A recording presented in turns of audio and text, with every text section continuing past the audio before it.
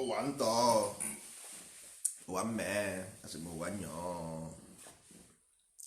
ụwa mmee asị m ụwa nyọọ ụwa ntọ ụmụ ibe asị m ụwa ntọ ụmụ ibe ekene m ụnụ anyị nwa bụ ndị ndozi ọdịnala Igbo ndị kwere n'ihe otu kwuru nwanne ụnụ nwoke nọ nso na-ekene ụnụ anyị ga-ekene eke kene orie kene afọ kene nkwọ kene ndị mbụ kene ndị ọkpụ na ndị egede kene ndị ndozi ọdịnala Igbo maka na ọ bụrụ na ọ bụrụ maka ndozi ọdịnala Igbo anyị agaghị na-ekwu ihe anyị na-ekwu ọ bụzikwa ime ihe anyị na-eme mụ ibe si na ọ ga-adịrị na mma ebe ọ bụrụ na ụlọ bụ ndị ndozi ọdịnala Igbo n'ọnụ nwa mere anyị ji eme ihe anyị na-eme n'ọnụ nwa mere anyị ji wee sị na anyị ga-apụkwa ndụ ọzọ ọkwanụ ndozi ọdịnala bụ na a ga-apụ ndụ ọzọ ọkwanụ ndozi ọdịnala bụ na obi aṅụrị na-akpa anyị asị ndị Igbo abụkwa na akụkọ maka na nwanne ịtụpụ nkịta akọrọ igozi ya ọ ga-adị aka ịtụrụ ya mbọ ọwụ na-ewepụ ndozi ọdịnala nwanne kedu ihe na-akpa mmadụ obi aṅụrị aṅụrị bụkwara asụsụ Igbo ka ọ bụ nwere ike isi happiness nwanne happiness esi gị chọọ meaning happiness ị nwere ike ịgaghị achọta nwunye ịchọọ dị meaning ị nwere ike ịgaghị achọta nwunye mana asị aṅụrị asị na aṅụrị ka denụ anyị wee mara ihe a na-akọ ụmụ ibe na mbụ mgbe o bidoro sị na mbụ ka o bidoro ndị Igbo na-agụ akwụkwọ ha na-agụ akwụkwọ maka inwe akara aka ndị Igbo ji wee nwee akara aka kịta asị ụnụ na enwere akwụkwọ a na-agụ a na-akpọ western education nwanne egosia ya ịbụrụ onye nkịtị tụta egosia dị akwụkwọ ịbụrụ onye nkịtị gịnị total even mgbe ị gara badi school mgbe ị bara university ị ka mma mmụnụ ị na-anụrụ mmụnụ okwu befe ba university ị gasịa university pụta ị naghị anụrụ mmụnụ okwu ị naghị anụrụ mpụ na okwu enweghị onye ị na-anụrụ okwu ọhụhụ ego ka iji ọhụhụ ihe ka ị mụtara ka ezi uru ọ bara na ị gara university ka uru ọ bara na ị gara university ị gasịa university mee national youth corps youth ni ma ndị Yoruba youth ni ị gasịa dị youth corps pụta nwanne ka ha ma nkịtị ịma ha akụ kama ha ma nkịtị ịma ha akụ ntu ịma ha akụ ntu ndị niile nwere ọrụ aka na Naịjirịa bụ ndị mụrụ ọrụ na chọpụ mmadụ ọhụụ ndị ga university ndị nwere aka ọrụ na ala Igbo bụ ndị mụrụ ọrụ ndị mụrụ ka esi arụzi meshin motosaịkụl ndị mụ ka esi arụzi jeneretọ ndị mụ ka esi arụ nke nwere ka esi arụ nke ọzọ ọ ndị nwere aka ọrụ ọhụụ ndị gara university that means university a na-ekwu okwu ya na Naịjirịa na ala Igbo ka na-ekwu na Naịjirịa ọhụụ university bụ datin ihe ha bụrụ university nwanne ọwụ na university anyị enweghị ike ị na complain ma ọ bụ na anyị gasịa the place mpụ unu ga-ata ahụfụ bụ onye oburu busie onye oburu wee kwụọrọ gị ụgwọ akwụkwọ na university zụọ gị n'akwụkwọ zụsịa gị n'akwụkwọ ịpụta enweghị uru ịbara ka ezikwana uru ọ bara na eji disi mọn ya ga-eji wee rie nri wee zụọ gị n'akwụkwọ ka ezi uru ọ bara nwanne education is for professional is a professionalism ịghọtago education nke eji azụ nwa bụ nne na nna na-azụ nwa den ọnwụ na akwụọ ụgwọ a sị na nwaanyị bụ ihe nyere nne nye nna enye onye ọzọ ka ọ zụọrọ ha den ọnwụ na enyere ya onye ọzọ ahụ anyị na-akwụ ya ụgwọ ọnwa is like mother care is like nurse so dotu school ahụ esendịrị nwa anyị like nurse anyị sendịrị to nurse ka a zụọ ya anyị na-akwụ ụgwọ to that nurse ka ọ na-azụrụ anyị nwa for profession nwanne ụwa anụnwa amam ihe mkpọrọ this place ụwa anụnwa is just like mmadụ nọ n'ime ụgbọ mmiri mgbe ọbụla ụgbọ mmiri ahụ gasịrị ruo naanị onye ọbụla rituo. That is why you live and die. So you need something to support your life here. You need life support. You need life support machine here. Life support ahụ bụ gịnị? Akara aka gị. Akara aka ahụ bụ gịnị? Ihe na-akpọ chi. Ịghọtago? So akara aka ga-agbawo chi gị bụ ọrụ aka. Ọrụ aka ọ ya bụ akara aka gị. Ị na-aga ka dibịa gbara gị afọ akara aka gị, ị naghị agba agba, ị naghị eche eche, ị naghị atụ atụ. Kedu ihe dibịa ya agwa gị? Gịnị ka ọ ya agwa gị? Ajụjụ ka m na-ajụ ụmụ ibe. Kedu ihe disi dibịa ga-agwa gị nwanne? Onye m na-ajụ ndị mmadụ everyday ama ajụ ha destin, but ha sabeghị m dị ajụjụ. Kedu ihe dibịa gos fọgodi m ka ihe dibịa nwere ike ịgwa gị na ya bụ nsogbu gị? Until anyị anweta destin na-ekwu ụbọchị ihe anyị nwa bịara ebe a sị ndị ndozi ọdịnala 110 as I say every day by day and we are working towards that bụ na Igbo heritage education based on akara aka ụlọ because mana ndị mmadụ ha che na na-ekwu na Facebook onye pụta na-akọ na nwanne ọ bụrụ ya anyị nwa na onwe anyị our own journey is different. Ihe anyị na-eme bụ anyị na-work our curriculum based on Igbo heritage education maka akara aka based on Igbo cosmology. Nwanne enweghị akara aka enweghị uru ịba because ị ga-aghọ onwe gị ahịa, ị ga-aghọ onwe gị nwa ahịa because ka uru ị ga-abara onwe gị enweghị akara aka. Ụmụaka nọ n'ala Igbo kedu ihe bụ akara aka? There is no system, no single institution n'ala Igbo maka akara aka, no activity. Ọ bụrụ na enwere ịgwa m, ọ bụrụ na enwere any activity n'ala Igbo na maka akara aka, skill acquisition ka a na-akpọ ya n'oyibo. Ọ bụ ihe nna nna anyị ha gụrụ asị school, ihe nna nna anyị ha gụrụ asị akwụkwọ bụ skill acquisition.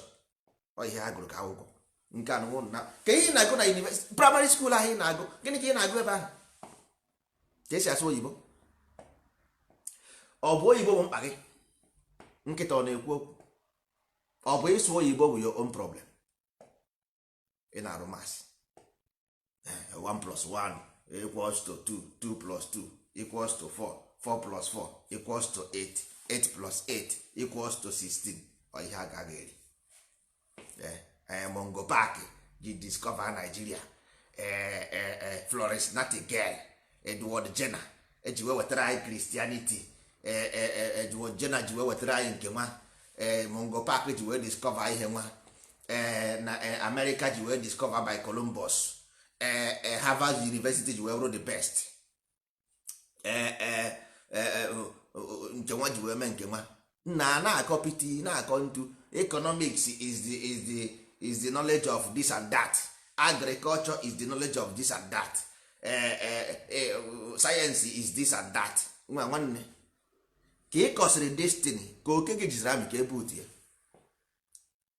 ka a kọsịrị ihe niile a akọrọ ebe a. Nwanne kedu ikwenu buutu okeke mgbe o jere amị akọsị ya this nonsense. Ogo na-agụ primary 1 ọ gbara first. Gịnị ọ gbara first? Ọ gbara first because no ịkọpịsịrị ihe na bọọdụ, nwatakịrị ahụ edesie ihe ahụ ide na bọọdụ, ịbịa jeje mee exam with the secretary ide na bọọdụ, nwatakịrị ahụ duto na o nwere good memory, o cheta ihe ahụ ide na bọọdụ, dekwe ya na that question and answer ị jụrụ ya, isi ọ gbara first. Nwanne ọ gbara first na what? Gịnị mezi ọ gbago first na ọ na-agba first na school, ọ na-agba first na school, ọ gbasigo first na class 1, gbaa first na class 2, gbaa first na class 3, o rukwe na university asịa choose subject o choose art, eruo ebe a ordinary sedimental rock. Asha na-eme geography, sedimental rock, metamorphic rock, no metamorphic rock. Amagha m how many people got na University of Nigeria fugoro ihe na-akpọ sedimental rock before. Amagha m how many people got university that place ma ihe na-akpọ metamorphic rock. Na that university ha na-ekwu okwu niile. Then nwanne ka ekwenu ọrụ na all these things ị na-ekwu okwu ya you don't know them practically. Kedu kwenu ihe a na-akọ? Nna nna anyị ha gara akwụkwọ n'ọnụ Igbo, which is anyị nwa ga-eji ndozi ọdịnala wee gwuo na ihe bụ education. Ọ bụrụ ihe a na-ekwu anyị ga-apụta no, inside our akwụkwọ anyị ka ị ga-afụ ya. Nna nna anyị ha gara akwụkwọ, ụnụ amaghị na nna nna anyị ha gara akwụkwọ. All those things ụnụ na-afụsị n'ala Igbo ụnụ amaghị na university bụ datin. Ụnụ amaghị Obuga is a university. Ụnụ amaghị. Ụnụ amaghị na Ọkaigwe wụ university. Ụnụ amaghị. Ụnụ amaghị na Ugwuele wụ university. Ụnụ amaghị. Ndị nkịtị ọsọsọ ihe unu maọbụ how to gbuola ewu na ọkụkọ unu na-achọ ebe unu ga worship. Unu amaghị ya university, you don't know. Ka ihe eji ti signboard ebe ahụ de ya Obuga na oge nke ọ na-ebu aga, onye ka o bu aga? Unu atọ ọnụ kwụzi eto Obuga dị sef unu bụ na-achọ ebe unu na worship. Obuga ha si Israel bịa so that ka ọ wee nwee ike ịbanye na worship machine dị ara. Nwanne nna gị gara university leja ebe nna gị nwere ebe a na-eme experiment 1900 na leja ebe ha na-eme practical science. Nna gị nwere ebe a na-eme practical science na Ọkaigwe ebe a na-eme experiment laboratory for science and technology, even Igbo Ukwu for science and tech, life and direct ọ dị die. Mana nke wakpọrọ ya ebe a na worship na for you is ị na-achọ ebe ị na worship. Ka ihe gbasara worshiping and those metal work, gịnị gbasara worshiping and metal work? Unu si n'ike eri nri, ndị si n'ime eri nri, ndị ọzọ n'ike eri, but ihe ahụ common sense. Ọ bụrụ na ị gara n'Igbo Ukwu fụ artwork only ebe ị ga-afụ artwork na laboratory, simple. O nwere ebe ọzọ ị ga-afụ artwork apart from laboratory. Then for you, ka ihe mere unu ji wee sị Igbo Ukwu bụ ebe a god and this a god and devil live. Ka ihe gbasara this god and devil ebe enwetara information about artwork. Ajụjụ ka m na-ajụ ndị isi ojii ya, because unu adịkwa ha mma, unu akwụkwọ ha mmadụ, because ị wụrụ mmadụ. Nna gị Thurston Shaw of British discovered so many art in Igbo land.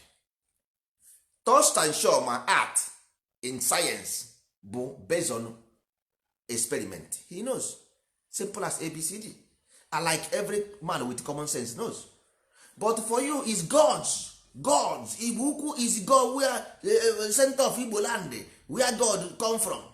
Nonsense. God ọ na-akpọ ihe ọkpụkpụ? Have you seen God ebe ọ na-akpọ ihe?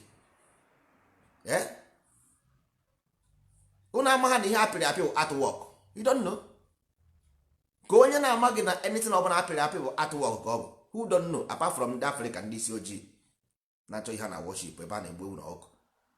Ka onye na-amaghị na every single artifact is artwork. Who don't know apart from the Africa. So ọ bụ artwork British edebe na museum bebe a na-edebe artwork. Museum bebe a na-edebe artwork. Ka ihe ọ na-eme na museum in British, ka ihe ọ na-eme na museum in America. Ọ bụrụ na m na-atụ asị, ọ bụrụ na m na-atụ asị, gwa m ihe the artwork na-eme na British Art Museum. Ka m sikwuru asị họsịrị asị. Ka ihe the thing na-eme na British Art Museum, ka ihe ọ na-eme na American Art Museum, ka ihe ọ na-eme na Polish Art Museum. Because it's simple art. Because inside our mind, people's mind, only magic. A ga-eme magic nwee ego, eme magic atụ onye ime na-esiri ike ọtọ magic. Oge je na nke dibịa gbara ya afa, oge je na ụlọ ọkụ emerie nka. Onye ime na-esiri ya ike ọnwa na ime simple na enwere ihe a na-akpọ organs in human body, both man and woman. No, ọ dibịa ihe na-esiri ya ike ọma na ihe isi ike bụ akara aka no skill work a na-ekwu maka ya. No, ga dibịa ekpere ụka ekpere ụka nke nwa everything magic apart from practical steps to develop a child and a mind so that you can create a better future. Mba, gịnị ka ị na-akọ ihe a? Ọ bụrụ ụdị ihe a ka a na-eche no magic. Kedu ebe mmiri aka ọ na-eme? Goziere anyị mmiri anụma. gọzienụ mmiri nnụnwa anyị butere n'iru gị, gọzienụ mmiri nnụnwa ka ọ bụrụ mmiri dị nsọ. Ihe be ha na-ayọ egwu n'ụlọ ụka, icheme nwere ihe oji na ọjọsi ya dị egwu ahụ ọ na o nwere nri oge eri. Ịma na onye a na-ayọ egwu a niile ọ dịghị shọ na ya ga-eri nri ma o ruo ya dị. Ọjọsi ya dị egwu si n'ụlọ ụka na-apụta ozugbo o mee n'isi king enwekwa ihe ụmụazị ga-eri ịhụ ya ọtụtụrụ fonu mpe Ifeọma idebekwere ego nri. Mpe Ifeọma sị gịnị ka ị na-akọdo ihe a, ego gịnị na yesterday a jere iload moto enweghị ndị mere travel na moto juru everywhere. oke ị na-agbaziri egwu sinsi ebe na na-enwe ihe ị ga-eri, ịgbafusie nke ibu ebu n'ahụ iwere one nke wee replace ya. Ị na-agwa ndị be anyị okwu ọ dịka ị na-agba mmiri n'okwute. Ị na-agwa ndị be anyị okwu ọ dịka ị na-agba mmiri n'okwute. Agwago m ụnụ si ụnụ lekwe n'anya, ihe anyị na-agbara ụnụ bụ ama. Anyị kwara gị aka gosi gị ebe ị ga-ada. Nwanne enwere ihe ị na-enye anyị, ị na-akwụ anyị ụgwọ ọnwa mba. So ọ anyị nwawo ndị na-agbala ụzọ ọ bụghị gụnwa, ịghọtago? Ọ anyị nwa na-agbala ụzọ ọ bụghị gụnwa, because ihe mmadụ na-achịwasị ọnụ eburu isi ọwụwa eburu anya mgbu, all those things wụ afụfụ anyị ka anyị na-ata, ọ bụghị gụnwa. So we are paying our dues. So your own dues wụ afụfụ ahụ ị na-ata, the poverty na-enye gị nsogbu your own dues. So nke anụ anyị na-ekwu bụ our own dues ka anyị na-ekwu maka. If you don't know how life work, give and take. Life is about give and take. You got to go. So the best thing ga-emere ndị Igbo bụ na they should lay a foundation of cultural education which is based on Igbo cosmology a na-akpọ akara aka. Akara aka means skill acquisition. Simple. Ịmaghị ebe a na-eme ya onye nwa bụ ihe anyị ji bịa. So support us, follow us. Simple. So ị ga-asị na no, ọ bụ ihe anyị bịara ime. This is why we are here. Ọ ihe anyị bịara ime. So if you don't know, soro anyị ọ ihe anyị bịara. Period. Ọ bụrụ na ịma ha mara ya.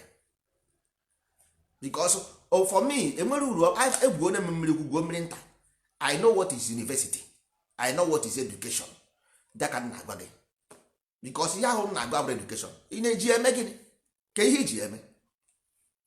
Any education na-abụrụ for profession egosi ya enwe ihe ị na-eme. Okay, ị na-aga ego akwụkwọ na University Nigeria. Ị nwere job demand for that thing ị na-agụ. Ị nwere any demand for that thing ị na-agụ? No. Egosi ya dị ka onye ga-eme gị employ. Who employ you? Nne gị ka nna gị. E nwere onye idebere ebe ahụ ga-eme gị employ egosi ya. Nwere onye. Then why are you wasting your time? Ịgụsị akwụkwọ na America pụta ime ọrụ. Ịgụsị akwụkwọ because na in Western world, Western education was created 1700 by revolution of industrial revolution in Europe. So they created education for workers. Ọ bụrụ onye ka eji onye ma ihe, ị ga-afụcha ndị nwere PhD na-emegheri. Oh, because no doctor man ọ ma ihe. Because ịma ihe dị iche, to know the light is different from professional education. So ihe anyị na-ekwu maka ya bụ anyị asọrọ gị mara ihe. Ihe anyị na-ekwu bụ for you to have akara aka. You can give yourself food and give ụmụazị gị food. Rijuo afọ, ụmụazị gị rijuo afọ. Ihe ọjọọ a na ihe a na-ekwu maka ya. So mmadụ aga-apụta ibe ezio na unu na-agụ akwụkwọ. Nwanne, you go underneath of this thing na-agụ is vanish. Fallacy. Vanity of vanity. Ịgosi ya ị na-akpagharị etu ochi na-agba ama akpagharị mebisiri mmadụ obodo. Mebisiri mmadụ obodo. Ị na-agwa m Nigeria adịghị mma ọwụ because of na ndị ojii ha etiri ibe ha, ọwụ because of na ndị Hausa na ndị Yoruba fụ onwe ha n'anya. Mba, Nigeria adịghị mma because of the foundation of education. Simple, period. All the foundation of education with the problem because ndị a nọ ebe ahụ ha ghọta ha dị na this life is just a journey. You are in a transit ground. Ha chere ebe ahụ their place ha na-azụ anyị. Anyị we own the oil, you own the oil. We own Nigeria, this one own this, we are this, we are that. They waste the time na-aga oge na-aga ọnụ oge gị na-aga oge na-aganarị gị. So the best thing for you nwanne ebe ahụ ị na-eje ụzọ adịrị ya. Ihe ị na-ediri wu total reorientation. Only African continent, any African country, whether I don't care what you call yourself, you must change the foundation of your place. ọ na ọ bụghị mbọ ike ga na-agba n'ụwa ịgbasi odibo nwa ga-ebido bịa kwụsị. It doesn't matter how extravagant your university is or how beautiful or how poor, as long as na o nwere foundation ihe ọ na-eme ihe ọ na-ekwu maka ya, you must get the result no matter how because mgbe nna gị na-akpụ ụzụ onweghị any Harvard ha nwere obuga, ha nwere ọkaigwe, ha nwere ugwuele, ha nwere leja, but you see the evidence is clear, we see the work. Ndị nwa na onwe gị gara university na Nsụka, gaa na Igbo Ariam, gaa na Ebenwa, gaa na Ebenwa na ugwu, gaa na ndịda, can you prove one single thing? Ordinary government, we cannot even govern ourselves. Every day na-akọsa ọrụ abasa mba. Ordinary governance, if you don't understand the simple instruction or structure of life, how can you govern? Imana human being nwere different mindset. So all na ịghọta how high life interact with other energies. How can you interact with other human being? Na-eme anya na we are government, we are one people. How can? A sị na ofu nne na ama ọ bụ ofu Chineke ọ bụ ofu nne na ama. Ịghọtago? So all na this thing, life itself nwere a way of interacting energies within themselves. Same thing with human being. Don't just have a system na-eche iti onwe gị na-atụrụ onwe gị asị si na onobuju ya wụrụ nke onobu ya wụrụ nke ọzọ. Nwanne ọ bụghị eziokwu. You are just wasting your time. Ịghọtago? Ị na-egbu onwe gị oge. And until anyị eleye this foundation, which ndozi ọdịnala is the champion of this foundation of Igbo heritage education based on skill acquisition. All na ya emehie nwanne, you are on your own. Ndozi ọdịnala have already started. Nke a gbasara gị, you are on your own because enwere ke ihe ọzọ ị na-eme n'ụwa. Why are you here? Iribeghị nri, onye na-erighị nri gịnị ka ọ na-art? Nwanne onye bụ ọnụ, onye na-enwe onye gba ọtọ na-ama ya aka n'akpa, onye gba ọtọ na-ama ya aka n'akpa, biko gwa m, nwaanyị ọ na-anyụ n'ime amịrị elu, onye kpọrọ isi na anọ na-anyụ ya na ka mfụ, ọ na-anyụ, ọ na-awụ ya na ọ na-awụ ya n'isi.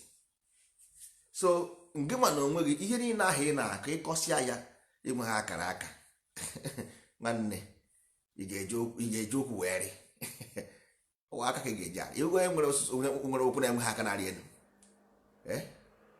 ịbụrụ onye nwere okwu na-enwe ha aka narị elu, mba na ị ga-enwe aka wee riwe elu, inwe ha aka ị na-enwe ha elu ị narị. So the best thing on this earth, which is nna nna gị mere as a philosophy of life, is to get akara aka. A sị na onye na chi na chi gị na-edu gị, chi gị bụ akara aka gị, ya ga-edu gị. Ma ọ bụrụ na enwe ha akara aka emere nwanne complain gị niile aha, look at the source of the complaint from A to Z. All your complaint niile go into one place, akara aka, all of them, all of them. Ihe ị hụrụ nwa bekee ọ na-ebi ọfụma, ifu China ọ na-ebi ọfụma, ifu India ha na-ebi ọfụma. This is, I'm telling you, the secret of success. The secret of success ka m na-agwa gị. Enweghị obodo Chukwu kpọrọ asị n'ụwa, enweghị. There is no one single, don't judge people by their, but because nwanne ọwụ na mmadụ pụtara ụwa enweghị ihe ọ na-eme, agụụ na-agụ ya, ọ ga-ezu ochi gbaa agba. This is normal thing. Ihe ahụ normal thing, because but na Africa ndị mmadụ fụ onye na-ezu ochi ma onye na-agba agba, amama ihe a na-akpọ ya akpọ. Ịchị ịkwụsị ochi, if you like, you talk from here till tomorrow, you are talking nonsense, unless you go and stop the reason why they are ezu ochi. Mechie dị ụzọ aha ka ọsọ ha si ezu ochi. Mụnwa bụrụ president, first of all, may deprive gị, ma gwa eziokwu, I will deprive you DSTV. First of all, DSTV, mgbe dị matured, I will know. When you matured, then you have your own satellite and create your own image in your own likeness, then you give your people the watch. How can somebody from America and somebody from Europe na-enye ụmụ gị information to live life? Ịma ha na datin na akọs ochi. ha you don't have work, nweghị nwa ga-enweghị ihe ọ na-arụ, ị na-watch American movie ebe boys na-eri ego. How can somebody na watch ebe boys na-eri ego nweghị ụzọ sakpata ego? Mmanụ ọ ga-azụ ochi. Ịmaghị ebuga eje America, ebuga eje America. Ị ga-awa obere nwa erube 6 years ọ na-watch American movie ka boys na-esi eri ego, boys na-esi black and yellow ọhọ, you know what it is, black and yellow ọhọ. Onye erube 6 years ọ watch America, oto na street rebe ọgwụ, gbawa egbe, rebe igbo, ọ bụrụ oge otibe egwu, gbuo ozu. Ọnọdụ na Nigeria fụ datin, ọ ga-adị ya ka datin ọ dị possible. Before ị mara ihe na-emenụ, ọtụwa ahịa, ịghọtago, zụba ahịa ọgwụ, mebe nchọka ome datin o mere na America, i were egbe gaa na street si ka ọ kọpịa the same like just one yeah, this is life process. Ọ is an image. Nwatakịrị ha ga-eche na datin ọ dị possible, o je ka ọ tara ya na Nigeria. Nwanne ndị boys kpara ya aka, ịgbara ọjọọ ngo justice ka anyị na-eme ebe a. Oje chọọ ọka mana ha ejighị nke America ji aka, America ji pump action automatic. Nke ha bụ n'ọka, oje weta ọka ọka ịma na ịgba ya ọkụ, ezigbote ọkụ cha ụdị ọkụ ya achaghị n'aka sị ọgwe onye ịgbara egbe na-agba ọsọ, ngwa na onwe a na-agba ọsọ, egbe anọrọ onwe na street. Ọkwa gị ịgbara egbe, onye ịgbara egbe na-agba ọsọ, ngwa gbara agba na-agba ọsọ amaghịzi onye gbara egbe tọgbọ n'iro, onye a na-agba onye a na-agba, amaghịzi onye gbara egbe jọsụrụ ọka medi, onye ka a na-ekwu okwu ya. So nwatakịrị buruzie ji ọka medi pụọ, ọgba adịtị na ọkụ aka ya enwuru ọkụ, ọ tụpụ ya na ya na ọsọ a na-eme. Bifo mara ihe na-emenụ, ndị street akparị aka, agwọ ha ịba, akpọ ya ọkụ na street. Ọrụ gị na ihe ọwa ọchịtara American movie, agba awara ọsọ nwanne. Before ruo 10 years ọ sebe na anwụrụ. If you check early 80s, before anyị ṅụọ anwụrụ na ana Igbo even ife ebe a na-anwụ anwụrụ ịgbafuo ijezo, mgbe ife ebe a na-esi ife isi nwanne 80s gajụ ese, early 80s ife ebe a na-esi ife isi nwanne gazo. Kịta na boys na-anọzi n'ihu mpa ha na-eti ife isi nwanne, boys ga-anọ n'ihu nne na nna ya na-esi ife isi nwanne. Ejuo ya ọsọ guy na guy, onye a na-esi ife isi a nwere ike ọ nọ 20 naira or 100 naira. Onye a na-efe isi enkwe ihe ọ na-arụ, ọkwa guy nwere ihe ị na-arụ nwanne. Onye erugwe na 18 17 and nwere ife ọ na-arụ, ịghọtago, and ọ like ife isi and ife isi a na-eji ego were ego, ịghọtara. Next thing ozi gịnị, o jewe mpịaka. Yes na, because nwanne guy ọ na-ediri na-esi na guy na-ediri isi, a sị na kama ọnụ na-eri ga-akwụsị nke eribe ya buru ọnụ, ịghọtago. So guy na-ediri na-etinye ife n'isi, ọ na-ediri ife itinye ife n'elu, ịghọtara. So before mara ihe na-emenụ, guy apụọ atụọ n'ogbe, before ịgba atụọ n'ogbe, fe atụọ n'ogbe nke mbụ, tụọ n'ogbe nke abụọ, before mara ihe na-emenụ, nwere ike one day eme ka ọ gaa. Mgbe ahụ guy echebezie hai na ngaramara. Nwere ike ịma na onye ọbụla na-akpọ ọkụ na streeti, ọ na-echekwa uche. Ha bụkwara ndị mmadụ na-etinye ihe, ọ na-eche uche ebe ahụ ha na-etinye datịrị kwa ịma. Mgbe ahụ a na-akụ ya blọkụ, na-akụ ya taya, ọ na-eche uche onye uwe ya niile, ọ ga-echeta ya mbọsị o bidoro mebe that nonsense, ọ ga-echeta ya till that day ahụ ọ nọ that place, ọ ga-echeta ihe ha niile in 1 minute. Even o nwere ike ọ bụrụ na ọ bịa across our video, that video ọ ga-echetakwa ya as well. It's unfortunate. Ị na-agba ndị be every day, asị na ebe a na-adụ nwatakịrị nwere nne ọdụ ka nwatakịrị na-enweghị nne na-amụrụ ya nwanne. Nee ihe anyị na-ebi abụrụ ndụ. Asịghị m na guy adịghị mma nwanne, guy dị mma, but anyị kwesịrị inwe base nwanne. Guy na-enwero base abụrụ guy nwanne. Guy kwesịrị inwe base, ịghọtago. Guy kwesịrị inwe base, ka ga-esi abụrụ guy enwero base.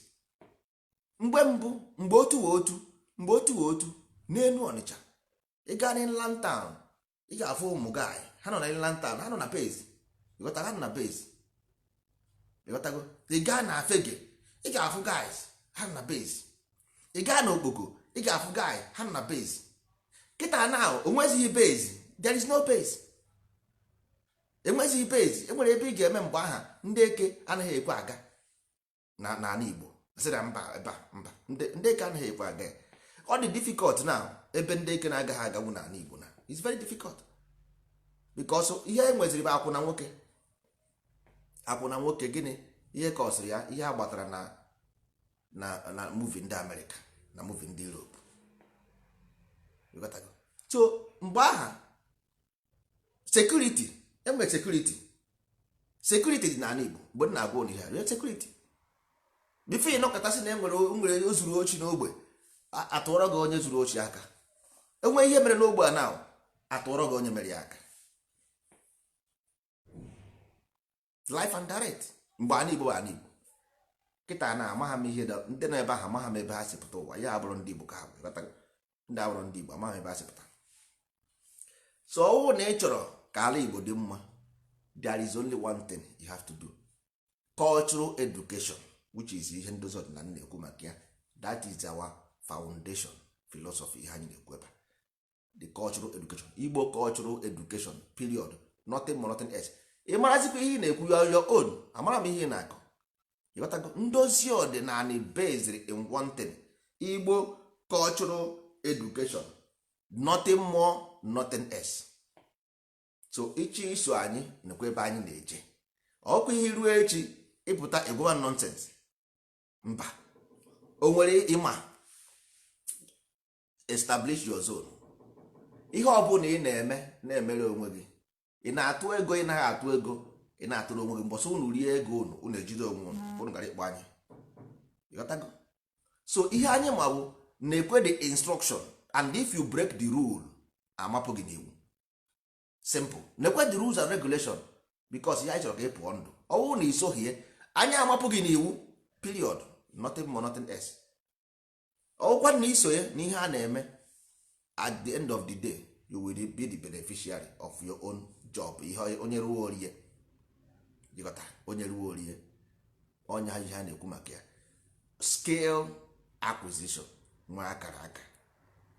And if ọkụ up iwu ha ji gị bụ na we will deprive you everything, information, the right of ndozi ọdịnala, the privilege of ndozi ọdịnala. Because ndozi ọdịnala will privilege go, because information is the key, education is power. So those powers and the key anyị ga-anapụ gị ya because it is serious. Because onye na-adịghị serious enweghị ọ na-eme. Nwanna na-ebuga ya eje America, ị gaghị abịa gwa anyị na anyị ga-enye gị a duty or responsibility, ndị mmadụ soro gị n'azụ iru ebe ahụ disappoint ya wụọ ha naanị. Mba na nwanne, ịwụọ ha naanị, that means iwu ga anyị niile naanị. It's as simple as that. You got to go. So the best thing is see the light and follow the light. Mbọsị ọ bụ na ọkụ nyụọrọ gị nwa na onwe gị, gị nwa na onwe gị ya nọ in darkness, ọ bụghị mụnwa, ọ bụghị onye ọzọ. Because gị nwa na onwe gị otu ahụ ị nọ, computer need the internet to have message across. Mbọsị ọ bụ na enweghịzi internet, your phone ga only for call, and mbọsị ọ bụ na enweghịzi credit, ị gaghị emekwuzi ma call, ị gaghị emekwuzi ma call. You got that? So the best thing is we must understand life so that life will understand us. Anyị bụ ndị isi ojii na Africa, we don't understand life. That's why, look, nwanne gee nụ ntị, there is only 3 processes about life: ritual, ceremony and art. Ritual, ceremony and art, life end. Life end. Ritual, ceremony and art, life end. If you understand these things, then isoro n'ihe a na-eme. Ndị oyibo soro oyibo say, whenever student is ready, nwanne the master appear. Don't force yourself.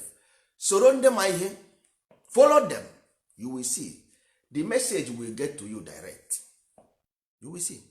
Whenever the student is ready, the master will appear. Mgbe ọ bụla ị dị ready, you will see the master by yourself. Nobody will tell you. Just soro go ndị ma ihe, just hang ya onwe gị somewhere. You got to go ụmụ ibe. So ya dịkwara na mma.